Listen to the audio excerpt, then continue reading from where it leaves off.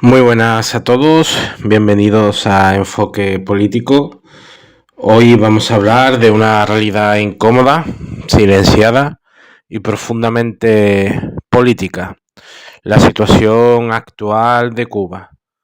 Cuba es una isla que lleva más de 60 años bajo un bloqueo económico, comercial y financiero impuesto por los Estados Unidos y que hoy vive uno de sus momentos más duros.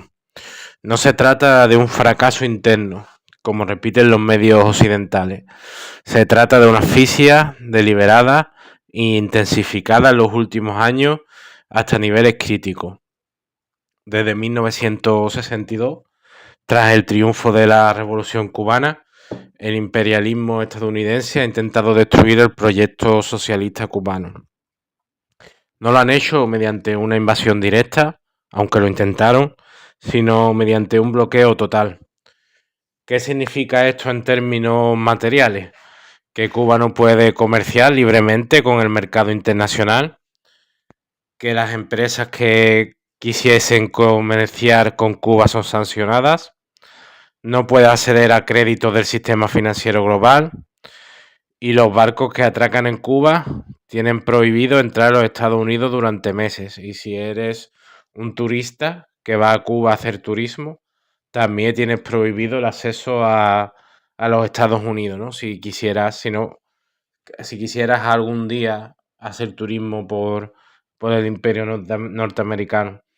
Esto no es una sanción simbólica, es una estrategia de estrangulamiento económico. Según los datos de la ONU, el bloqueo ha causado pérdidas acumuladas de 150.000 millones de dólares. En estos últimos años, especialmente desde la administración Trump y mantenido después, la presión ha aumentado al máximo. Hoy Cuba se enfrenta a algo especialmente grave, limitaciones extremas para importar combustibles y energía. Se persigue financieramente a los bancos que procesan los pagos cubanos. Se ponen sanciones a las empresas petroleras que comercian con Cuba. Obstáculos para adquirir repuestos e infraestructura energética. El resultado que está viviendo Cuba: escasez de alimentos, apagones masivos, paralización industrial, crisis del transporte y la sanidad. Esto no es un accidente, es lo que yo llamo violencia estructural del imperialismo. Una forma de guerra sin bomba, pero con consecuencias humanas devastadoras. Para entenderlo mejor, un hospital cubano no puede comprar equipamiento si contiene más de un 10% de componentes estadounidenses. Un barco con petróleo puede ser sancionado si simplemente atraca en algún puerto de la isla. Empresas europeas han sido multadas por comerciar con Cuba. Esto convierte el comercial con Cuba con un factor de riesgo importante para quien quiera hacerlo. Digamos que en la práctica viene siendo un bloqueo total. En países como España se están convocando concentraciones de apoyo a Cuba. Hoy, martes 19, concretamente a las 7:01 en Puerta Jerez. Y esto es importante porque muestra la solidaridad con un pueblo que resiste. Pero también hay que decirlo con claridad. Muchas de estas movilizaciones acaban siendo meramente simbólicas. Y aquí aparece la contradicción. En estas concentraciones participan sectores vinculados a partidos que forman parte del gobierno español. El gobierno español actualmente no envía recursos a la isla para paliar lo que viene siendo la crisis humanitaria, no impulsa ningún tipo de ayuda real a Cuba, energética, no rompe relaciones económicas con Estados Unidos.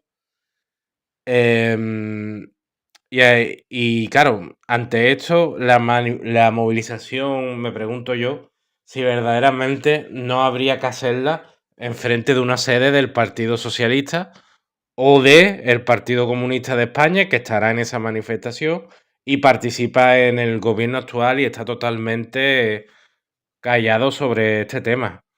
Y aquí entramos en uno de los puntos también más polémicos. Mientras Cuba sufre una crisis humanitaria provocada por el bloqueo. España y la Unión Europea han destinado miles de millones de euros a Ucrania apoyando al gobierno de Volodymyr Zelensky. Y no solo millones de euros, sino ayuda energética, bueno, mandando allí pues todo tipo de material, electrógeno, mm, eléctrico para abastecer lo que viene siendo a la población ucraniana en una guerra, ¿no? En una guerra criminal provocada precisamente por la misma Unión Europea. Desde una perspectiva de clase, esto plantea una cuestión clave. ¿Por qué hay recursos ilimitados para una guerra en Europa y prácticamente ninguno para aliviar el sufrimiento en Cuba? Aquí no hablamos de casualidades, hablamos de intereses geopolíticos concretos. Ucrania es un escenario de confrontación con Rusia, utilizado por el imperialismo norteamericano, y Cuba es un símbolo de resistencia antiimperialista en América Latina, vinculada con la lucha por el socialismo, por la libertad de la humanidad, ¿no? Esto se entiende claramente en que el bloqueo hacia Cuba no busca ningún tipo de democracia, busca simplemente colapsar un modelo alternativo al capitalismo. Cuba representa educación gratuita, sanidad pública universal, soberanía frente al capital internacional, y eso es inaceptable para el imperialismo norteamericano. Por eso el objetivo es claro: generar escasez, desesperación y descontento interno para provocar una rebelión contra el gobierno actual.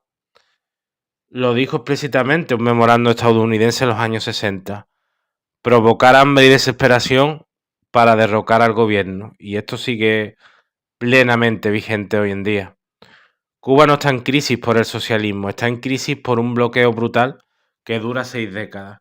Y mientras tanto se organizan actos simbólicos, se pronuncian discursos vacíos, pero no se toman medidas materiales reales que fuercen, por ejemplo, concretamente en España, a mover piezas a lo que llaman el gobierno más progresista de la historia. La solidaridad no puede ser solo estética, debe ser internacionalista, política y económica, porque lo que está en juego en Cuba no es solo Cuba, es la posibilidad de construir alternativas al sistema capitalista. Si queremos hablar de justicia internacional, hay que empezar por lo evidente: levantar el bloqueo a Cuba ya. Bien, esto es todo por hoy. Si te ha gustado, dale un like, compártelo y síguenos. Un saludo y hasta la próxima.